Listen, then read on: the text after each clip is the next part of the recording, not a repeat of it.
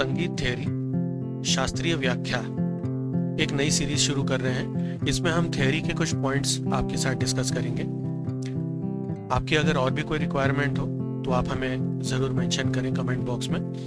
चलिए तो let us start with the first point कि स्वर क्या है। तो स्वर जो कानों को मधुर लगे, कर्ण प्रिय, वो ध्वनि, वो नाद जो कर्ण प्रिय है उसे हम स्वर कहते हैं। तो स्वर इसकी डेफिनेशन, या अगर मैं इसको पॉइंट्स में कहूं तो ये कर्ण प्रिय नाद है, रंजक ध्वनि, श्रुति का स्थिर रूप। अब यहाँ कुछ ऐसे शब्द हैं जो नए आ गए। नाद क्या है, श्रुति क्या है, चलिए तो एक एक शब्दों पर हम डिटेल में जाते हैं। नाद, नाद का अर्थ होता है ध्वनि या आवाज। श्रुति, श्रुति वह है जो मनुष्य के कानों द्वारा सुनी जा सकने वाली सूक्ष्म ध्वनि। आप इसको ऐसे समझ लें, ऑडिबल फ्रीक्वेंसी। जो फ्रीक्वेंसी हम सुन सकते हैं वो श्रुति है।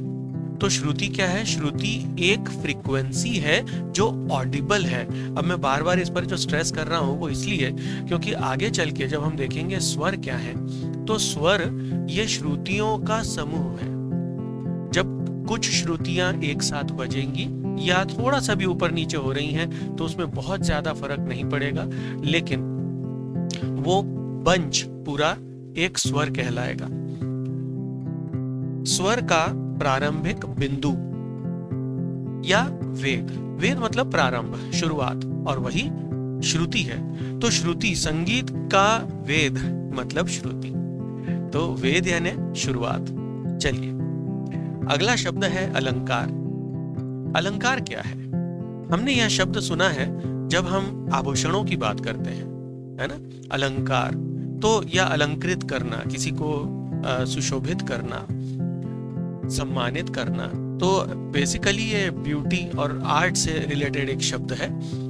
इसमें अलंकार का अर्थ है गहना। अब ये जो गहना है, ये जो आभूषण है, ये किस प्रकार से बनाया जाता है? तो इसमें मोती है या कोई हम सोना या चांदी, किसी प्रकार का हम कोई अगर एक द्रव या धातु का इस्तेमाल करें, स्टोन्स है ना, जेम्स, इनका अगर प्रयोग करें तो इनको किसी एक फिक्स्ड पैटर्न में रखकर हम उस पैटर्न को आगे बढ़ाते हैं और वही पैटर्न अलंकार कहलाता है। तो इसकी शास्त्रीय डेफिनेशन क्या है वो देख लेते हैं। सौंदर्य उत्पन्न करने वाला विशिष्ट स्वर या वर्ण समुदाय, समुदाय यानी ग्रुप, तो उसे हम अलंकार कहेंगे। आरोह क्या है? आरोह, जैसा कि ये शब्द आरोहण इससे बना हुआ है। आरोहण यानी जैसे आपने ये शब्द सुना होगा, पर्वतारोही, पर्वत पर चढ़ने वाले, तो पर्वतारोही, वैसे ही आरोह। तो आरोह क्या है?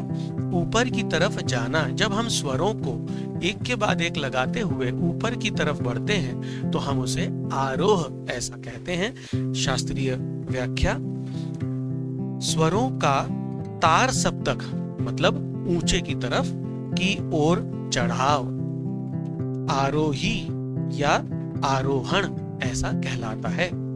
अब इसी प्रकार हम देखते हैं अवरोह क्या है।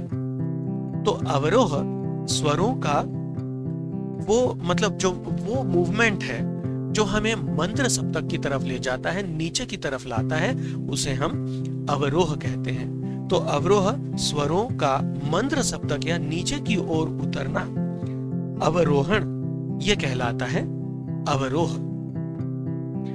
बहुत ही बेसिक क्लास, ये फर्स्ट ईयर के हिसाब से आपके काम आ सकती है। और थ्योरी में अगर आपको कुछ लिखना है तो उसके लिए जो व्याख्या दी गई है आप उनकी कॉपी कर लें।